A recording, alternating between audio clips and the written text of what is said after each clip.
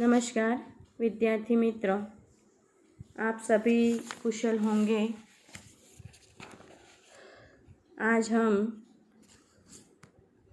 हिंदी का आपका प्रयोजनमूलक हिंदी व्याकरण में शब्द भंडार का अध्ययन करेंगे।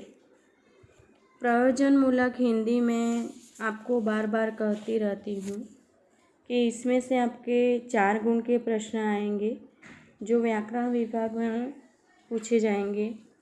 उनके अनुसार आपको प्रयोजनमूलक हिंदी पढ़ना है। तो यहाँ मैंने शब्द भंडार आपके पाठ्य पुस्तक में निहित है, उनका आज हम अध्ययन करेंगे। शब्द क्या है? तो शब्द अक्षरों के सार्थक गठन को शब्द कहते हैं। मतलब कि अक्षर हैं लेकिन अलग अलग अक्षर अच्छे नहीं होते हैं।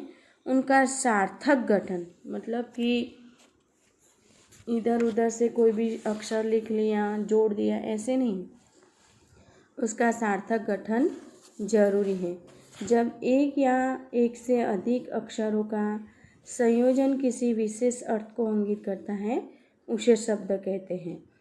तो विद्यार्थी मित्र, एक से अधिक अक्षर जिनका संयोजन होता है और किसी विशेष अर्थ की ओर हमें उद्घोषित करता है, उसे हम शब्द कहते हैं।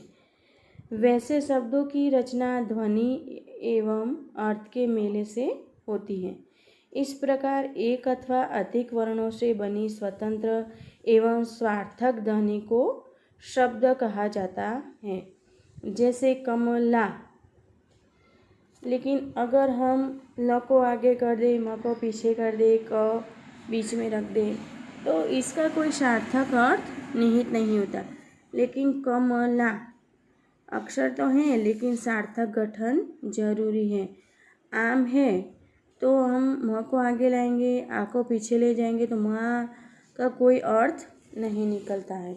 इसीलिए शब्द मूलतः ध्वन्यात्मक होंगे। वर्णनात्मक शब्दों को महत्व दिया जाता है। प्रत्येक शब्द अधिक अर्थों को ग्रहण करता है एवं अर्थों को ग्रहण करता है। फिर जो प्रचलित रूढ़ प्रयोग पर आश्रित रहते हैं, शब्द के पृथक अक्षर का शब्द के अर्थ में कोई संबंध नहीं रहता, लेकिन यौगिक रूप प्रतिकारक निश्चित अर्थ ग्रहण कर लेता है। जैसे कि यहाँ एक उदाहरण दिया गया है, कमल। तो कमल शब्द का हम अर्थ जानते हैं, उसे हम भली भांति पहचानते हैं कि कमल क्या है। तो एक फूल एवं पुष्प का नाम है। किंतु क वत्ता म वत्ता ल शब्दों के अलग अलग रूपों को कमल से कोई संबंध नहीं। जैसे कि क है लेकिन हम क अलग लिखेंगे, म अलग लिखेंगे, ल अलग लिखेंगे, तो उसका कोई अर्थ नहीं रहता है। स्पष्ट है कि अक्षरों का गठन किसी विशिष्ट निश्चित अर्थ को सूचित करता है। भाषा स्वाभाविक रूप से परिवर्तनशील। जैसे हमारे गुजराती में भी कહેવत है कि બારગવે બોલી બદલાય, એવી રીતે ભાષાઓને પણ પરિવર્તન છે।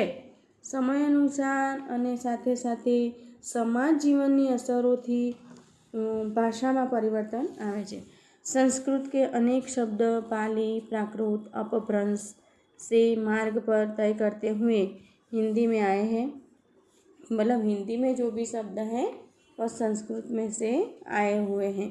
इनमें कुछ शब्द यथावत है, कुछ देश काल के प्रभाव के कारण विकृत हो गए हैं, बदल गए हैं।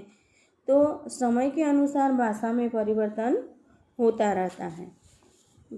तथा कुछ विदेश शब्दों को भाषा में ग्रहण कर लिया जाता है। आदि इस प्रकार भाषा के शब्दों का संयोजन अनेक प्रकार से होता है। भाषा के शब्द कोश, नित्य, प्रति, समृद्धता विकसित होता है। जैसे जैसे भाषा का व्यवहार परिवेश विस्तृत बनता जाता है, वैसे वैसे ही भाषा नवीन शब्दों का अपनाती है। हिंदी में भी आज सीमित क्षेत्र में प्राबद्ध होकर रह जाते हैं। जिन भाषाओं में नए नए शब्दों का संयोजन रुक जाता है, वह भाषा धीरे धीरे मृत होती जाती। मतलब कि भाषा एक परिवर्तनशील है। अगर उसमें कुछ ठहराव आ जाता है, नए नए शब्द आविष्कार होने बंद हो जाते हैं, तो वह भाषा धीरे धीरे मृतप्राय हो जाती है। ब्रज भाषा की इसी प्रकार की एक संपूर्ण भाषा थी, जो अपने क्षेत्रीय शब्दों में प्रचलित में ही बंधी रही। तो आज हम सभी जानते हैं कि ब्रज भाषा को वैसे कोई पहचानता नहीं, क्योंकि वह एक समृद्ध भाषा थी, किंतु समय के अनुसार उसमें कुछ परिवर्तन नहीं आए, वह बंधी रह गई। इसीलिए आज संस्कृत भाषा भी कालांतर में अपने चरम विकास बिंदु पर आकर रुक गई, फिर धीरे धीरे विघटित होने लगी, फिर मृतप्राय मानी जाने लगी। तो संस्कृत भाषा भी वैसे ही भाषा है कि समय के अनुसार उसमें धीरे धीरे विघटित होती रही और फिर मृतप्राय हो गई। तो आज